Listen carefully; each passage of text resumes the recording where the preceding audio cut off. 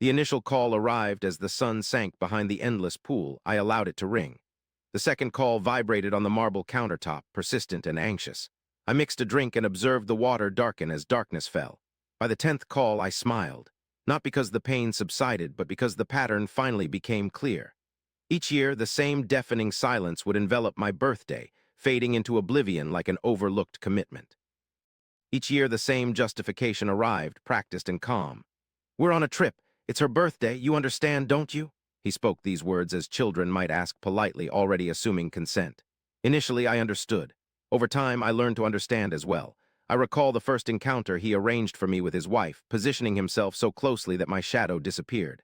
At that time, he was filled with pride, eyes sparkling, voice comforting. He vowed there would be no changes. Assurances are most readily made before they incur any costs. I raised him on my own after his father left, prepared lunches, stayed up late for homework. Every minor injury and emotional wound returned to me. I showed him how to recall events, how to appear reliably. Cruelly, irony has a habit of this. The forgetting didn't occur suddenly. It came in pieces, such as a delayed call, a late-sent text, a gift sent instead of handed over. Then the trip started. Week after week, same destination, identical photos posted with family captions. I never protested. That was my error. Silence educates people about what they can get away with. The evidence came unexpectedly. A mistakenly forwarded itinerary meant for someone else, my name absent, her name underscored. It was the birthday week, don't forget the surprise. This was the statement that confirmed it, not the trip, the surprise. I didn't weep, I didn't call. I closed the email and started counting. I had long known about the inheritance, a precaution my mother left for me, sealed behind patience and prudence. I never spoke of it because money alters how people perceive things, and I needed the truth. So I observed. Another year slipped away, my birthday forgotten once more. I remained silent, I acknowledged, I wished them safe journeys. I allowed them to think I was insignificant enough to be disregarded. Then I acquired the villa, a $3 million oceanfront property with glass walls and radiant white stone that sparkled like it was meant to be noticed. I personally signed the contract. No grand unveiling, no public proclamation. I waited until my birthday dawned to reveal it. I shared 3 images, the pool, the balcony, the vista that gobbled up the horizon. Caption, "At last learned to celebrate myself."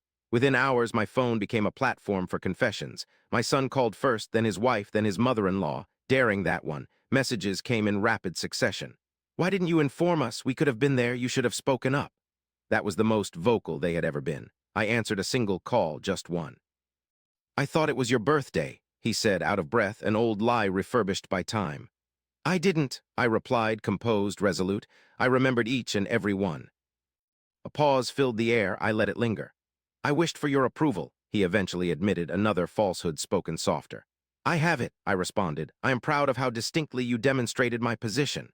He inquired about the funds. I told him the truth. It had always been mine to control. I merely decided when to utilize it. I didn't raise my voice. I didn't accuse. I didn't need to. The facts spoke for themselves.